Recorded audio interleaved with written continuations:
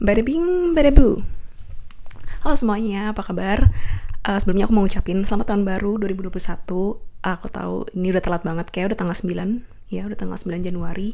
Dan tahun baru udah dari tanggal 1. Harusnya aku bikin video tanggal 1, tapi aku ternyata baru bikin video tanggal 9. Jadi semoga tahun 2021 ini kita jadi lebih baik, kita lebih produktif, dan kita bisa lebih mengarahkan energi kita, bukan untuk corona, tapi untuk ke tujuan-tujuan dan goal kita. Sedihnya, tahun 2021 kita diawali dengan berita yang cukup mengenaskan.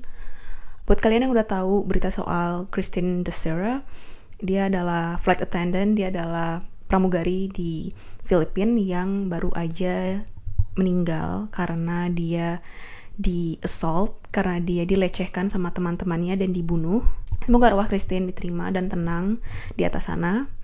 Dan ini jadi pelajaran buat kita juga ya, kalau kita tuh harus selalu hati-hati, harus selalu waspada. Gak semua orang yang kita pikir baik itu adalah baik, dan gak semua orang yang kita pikir jahat adalah orang jahat. Intinya kita harus hati-hati, selalu waspada. Bahkan pelaku-pelaku dari pembunuhan Christine itu sendiri adalah teman-temannya sendiri, teman-teman gengnya sendiri. Ini menunjukkan kita sebagai manusia, kita harus selalu waspada. Oke, aku nggak menyarankan kalian untuk berprasangka buruk sama orang, tapi kita harus jaga diri baik-baik karena nggak ada yang lebih berharga daripada nyawa kita sendiri. Christine adalah salah satu dari kisah orang-orang yang kurang beruntung, karena Christine dan orang-orang tersebut adalah bagian dari korban dari orang-orang yang punya niat jahat. Tapi di cerita kali ini aku mau cerita soal orang-orang yang hampir aja mereka kehilangan nyawa dari orang-orang yang tidak bertanggung jawab. Beberapa dari mereka hampir kehilangan nyawa di tangan orang-orang yang sudah terkenal. Beberapa dari mereka pun ada yang enggak. Jadi, let's get into it. Cerita yang pertama adalah dari seorang perempuan bernama Pam. Kisah ini terjadi sekitar tahun 70-an, 80-an, di mana si Pam ini lagi sekolah di BYU. Itu adalah sebuah universitas di Amerika Serikat, tepatnya di Utah. Si Pam ini tuh kecepetan untuk kelasnya. Dia datang ke kelas, ternyata kelasnya belum buka. Kelasnya itu masih belum banyak murid yang datang, jadi dia emang kepagian ya. Memang si Pam ini orangnya disiplin, dia suka datang selalu lebih awal. Tapi dia merasa ini terlalu awal, jadi gue mau muter-muter sekolah dulu deh, buat buang-buang waktu sampai gue lihat ada teman gue yang datang, baru gue masuk ke kelas. Terus si Pam jalan nih, tik. Posisinya waktu itu lagi hujan, jadi si Pam ngelilingin sekolahnya pakai payung. Dan dia lihat di dekat pintu masuk ada seorang cowok. Dia ganteng, dia pakai jas, dan dia kelihatannya bingung gitu. Aduh, mau terobos hujan gak ya? Kayak, tapi gue lagi rapi gini nih, aduh. Terus Pam samperin cowok itu. Pam tanya, halo, kamu oke gak? Cowok itu jawab, oh ya, aku oke. Cuma aku bingung nih karena aku harus talk show ke sekolah lain. Sementara aku udah dress up kayak gini, aku udah rapi. Tapi mobil aku ada di parkiran sebelah sana. Dan aku nggak tahu, aku nggak bawa payung nih, aku harus gimana? Aku nggak mungkin lah terobos hujan. Akhirnya Pam, karena dia dibesarkan di keluarga yang sangat religius, dan pun Pam sudah dibiasakan untuk membantu semua orang sejak kecil, jadi Pam akhirnya nawarin, oh ya udah, mau barengan nggak? Aku bisa payungin kamu ke mobil kamu, nggak jauh kan? Akhirnya cowok itu bilang, oh ya nggak jauh, cuma di depan situ doang kok, cuma di parkiran itu doang kok. Akhirnya si Pam dan si cowok ini jalan beriringan payungan bareng ke mobil cowok itu. Ini salah satu note ya. Pam ini make trench coat. Trench coat itu kayak gini lah posisinya. Trench coat itu seperti ini.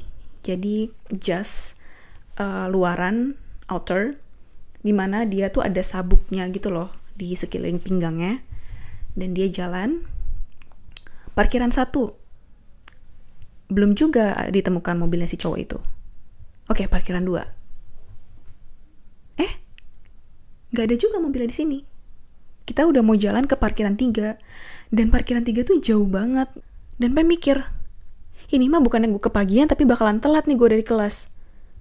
Aduh, gimana nih? Mana cowok ini belum nyampe-nyampe juga ke mobilnya. Akhirnya dia ngomong sama cowok itu, mobil kamu di mana sih? Katanya cuma deket sini doang. Ini udah mau ke parkiran 3, kita masih belum juga nemuin mobil kamu. Cowok itu bilang, oh enggak, itu tinggal di situ lagi kok, tinggal depan situ doang kok. Yuk, deket lagi. Akhirnya Pam mikir, ya udah deh, bisa sendiri nggak? Soalnya gue udah mau telat nih ke kelas nih, gue nggak mau telat, gue nggak suka telat ke kelas. Si cowok itu akhirnya megang bagian belakang dari coatnya si Pam. Terus Pam kaget, what the, ini kenapa gue dipegang kayak gini, kenapa dia narik coat gue. Akhirnya Pam dengan sekuat tenaga menyingkir dari cowok itu dan payungnya terlepas. Akhirnya si cowok itu pegang payungnya Pam tersebut dan bilang, ayo sini, kamu gak mau payung kamu? Pam kayak, aduh gak deh makasih ya, gue balik dulu ke kelas, lo duluan aja deh ke mobil lo. Dan akhirnya Pam pun lari ke sekolahnya, kembali ke kelasnya. Tapi ternyata gak sampai situ. Beberapa tahun kemudian, dia lihat di koran kalau cowok tersebut adalah tidak lain dan tidak bukan Ted Bundy. Yes, Ted Bundy, Bang Bundy, whatever. Dia meresahkan banget. Kalau kalian dari TikTok, kalian pasti tahu Ted Bundy udah berkali-kali menyamar menjadi orang lain, menyamar jadi tukang ledeng, menyamar jadi polisi untuk menangkap korbannya, dan untungnya korban-korban tersebut mereka berhasil kabur. Cerita kedua, jadi ada seorang perempuan, dia lagi di toko buku. Dia didatengin sama cowok ganteng, tinggi, rambutnya gelap, dan dia bilang ke cewek ini, kamu cantik deh. Kamu mau nggak minum kopi sama aku? Ngopi dulu yuk, kayak bisa sambil kenalan, bisa sambil ngobrol-ngobrol.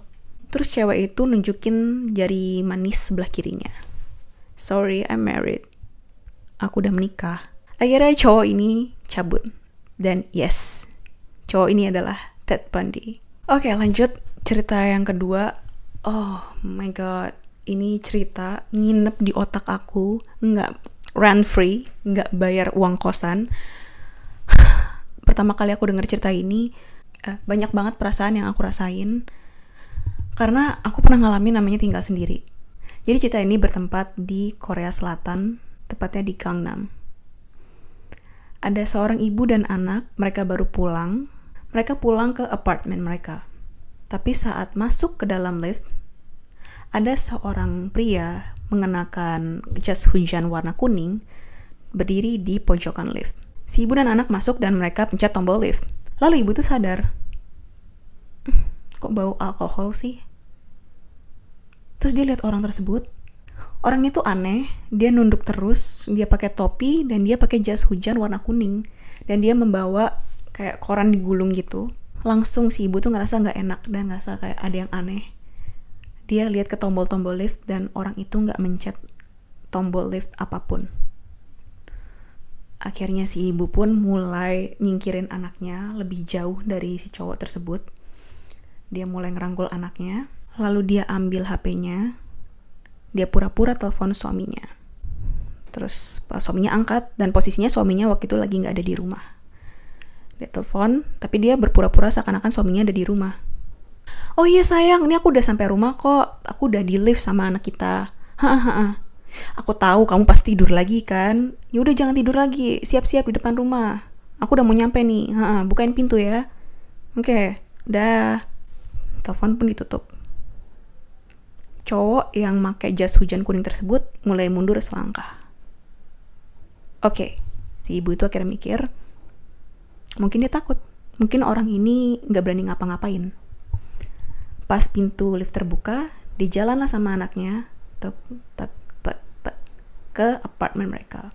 Yang anehnya, pintu lift gak ditutup juga, jadi masih terbuka. Dan mereka masih bisa lihat cowok berjas hujan kuning itu ngeliatin ke arah mereka. Akhirnya si ibu ini deg-degan. Duh, gimana nih? Oke, aku acting aja.